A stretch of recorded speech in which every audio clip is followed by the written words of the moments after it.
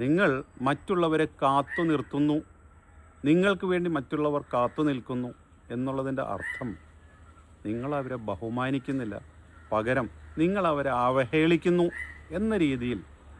അതാണല്ലോ യാഥാർത്ഥ്യം. എപ്പോഴെങ്കിലും ചിന്തിച്ചിട്ടുണ്ടോ?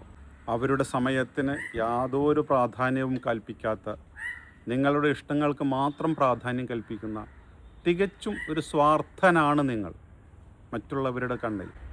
നിങ്ങൾ എത്ര ഉന്നതനായാലും ശരി, നിങ്ങൾ എത്ര വിദ്യാഭ്യാസമുള്ളവനായാലും ശരി, നിങ്ങൾ എത്ര ധനികനായാലും ശരി, മറ്റുള്ളവരുടെ സമയത്തിന് വില കൽപ്പിക്കുന്നില്ലെങ്കിൽ അവരുടെ കണ്ണിൽ നിങ്ങൾ ഒരു പരിഹാസ്യ കഥാപാത്രമാണെന്ന് സ്വയം തിരിച്ചറിയുക. എപ്പോഴും നിശ്ചയിച്ച സമയത്തിന് 5 മിനിറ്റ് മുൻപ് ഞാനവിടെ എത്തിച്ചേരും എന്ന് സ്വയം ഒരു പ്രതിജ്ഞ എടുക്കുക. ഇതുകൊണ്ട് ഒരുപാട് ഗുണങ്ങളുണ്ട്.